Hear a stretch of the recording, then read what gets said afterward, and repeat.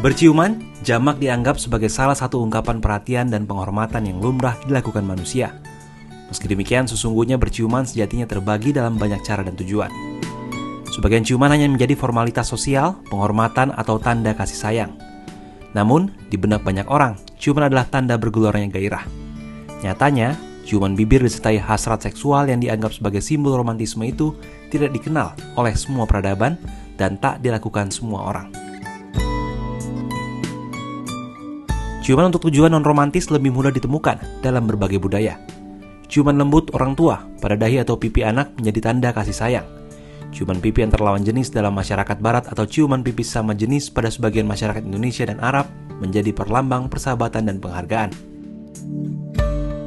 Di Indonesia, mencium telapak kaki ibu dilakukan sebagian orang sebagai bentuk penghormatan ketaatan anak. Sementara beberapa suku di Nusa Tenggara Timur dan Maluku atau bangsa Maori di Selandia Baru, ciuman hidung dijadikan tanda penghormatan.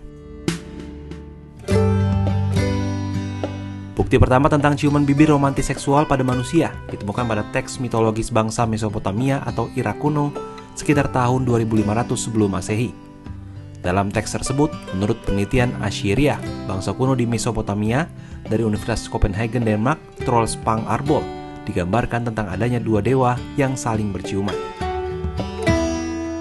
Namun ciuman bibir yang menjadi simbol romantisme nyatanya tidak dikenal semua budaya dan tidak semua orang melakukannya. William R. Jankowiak dan rekan dalam American Anthropologist 6 Juli 2015 menemukan hanya 46% dari 168 budaya yang dipelajari menjadikan ciuman bibir sebagai ciuman romantis seksual.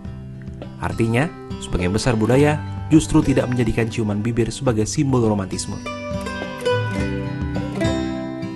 Jika merujuk artikel kesehatan di situs healthline.com, berciuman memiliki banyak manfaat. Setidaknya ada 16 manfaat yang didapatkan dari berciuman.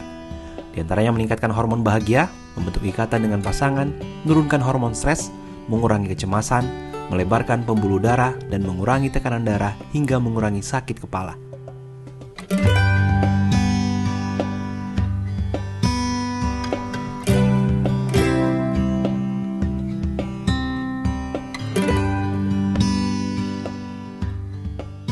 Namun, secara lebih spesifik, ciuman bibir sebenarnya dianggap menjijikan. Melansir DW 19 Mei 2023, selama dua bibir saling berciuman selama 10 detik, terjadi pertukaran lebih dari 80 juta bakteri di mulut. Beberapa patogen terbukti menular melalui air liur manusia, seperti virus herpes simplex tipe 1 atau HSV1 yang memicu penyakit herpes pada mulut atau bibir, dan virus Epstein-Barr atau EBV yang bisa menimbulkan infeksi mononukleosis. Bahkan semasa pandemi COVID-19 lalu, berciuman juga dianggap berperan menyebarkan penyakit ini hingga membuat Cina melarang ciuman dan Prancis meminta masyarakat yang menghindari ciuman sebagai tanda sapaan. Lantas, jika tidak semua budaya dan manusia melakukannya, jika sebagian orang pun menganggapnya menjijikan dan rentan menularkan penyakit, mengapa kebanyakan orang tetap berciuman bibir?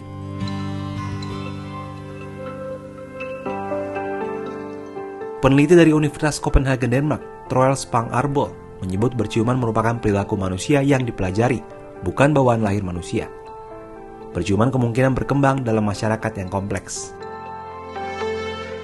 Meski demikian, tidak sedikit pula ilmuwan yang menganggap ciuman bibir sebagai perilaku bawaan. Banyak primata saudara dekat manusia juga melakukan praktik ini, meski ciuman yang mereka lakukan bukan tujuan romantis. Ahli zoologi Inggris Desmond Morris tahun 1960-an memberi pandangan bahwa ciuman kemungkinan berasal dari praktik ibu primata. Salah satunya simpanse yang mengunyahkan makanan anaknya sebelum kemudian memberikan kunyahan tersebut dari mulut induk ke mulut sang bayi.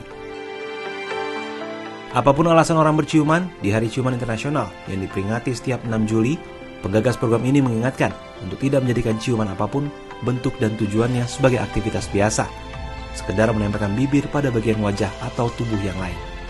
Resapi dan nikmati ciuman sebagai ekspresi cinta, kehangatan, dan kasih sayang pada orang lain. Jadi, sudahkah Anda mencium orang tersayangmu hari ini?